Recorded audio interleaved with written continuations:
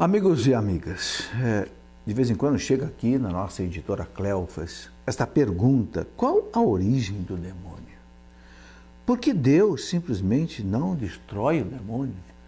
Já que o demônio é tão mau, só vive fazendo mal, tentando as pessoas, por que Deus não o destrói? É muito interessante essa pergunta.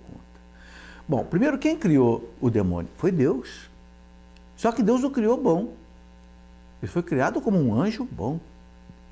Inclusive, o nome que a teologia dá a ele é Lúcifer, que quer dizer o quê? Anjo de luz. Segundo a tradição da igreja, um anjo maravilhoso, cheio de luz, mas que por orgulho, por soberba, quis ser como Deus. Não se aceitou ser apenas criatura de Deus. E se rebelou contra Deus. E provocou uma revolta entre outros anjos que se separaram de Deus. E por que Deus não os destrói? Porque Deus não destrói aquilo que Ele cria para ser eterno. Os anjos e os homens foram criados por Deus para serem eternos. Nós não vamos acabar. Nós vamos viver por toda a eternidade. Nós rezamos no credo, creio na vida eterna. Os anjos também foram criados para sempre. E Deus não volta atrás naquilo que Ele faz. Por isso que o demônio, Deus não o destrói. Agora, por que eles não mudam?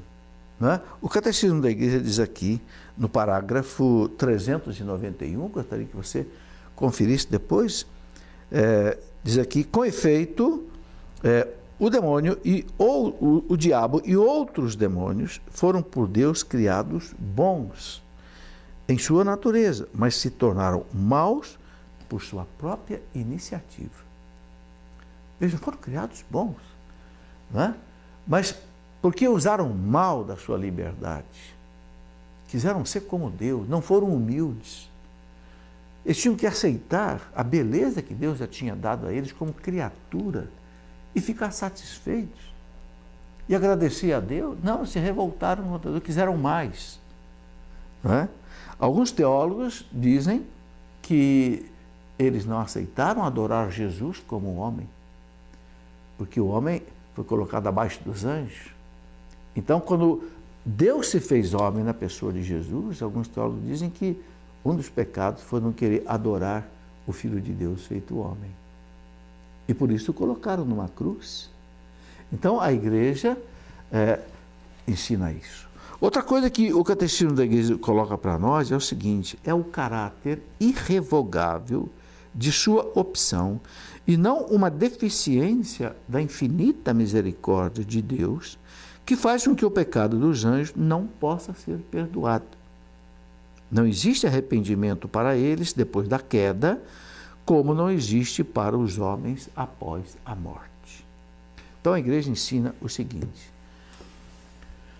nós, como temos uma natureza decaída pelo pecado original, nós cometemos falhas, mas a gente pode se arrepender, então a gente pode se confessar e pode mudar. Mas a natureza dos anjos não é decaída. Então o que acontece? Quando um anjo toma uma decisão, é irrevogável. Ou seja, ele não se arrepende, ele não volta mais atrás. Nós nos arrependemos. Por quê? Porque como a natureza humana é enfraquecida pelo pecado original, a gente muitas vezes faz uma coisa, não é porque a gente quer fazer uma coisa errada, muitas vezes faz por fraqueza, faz por ignorância, faz porque faltou uma informação. Então a gente tem diante de Deus a possibilidade de se arrepender, de mudar e de voltar para Deus. Mas os demônios não.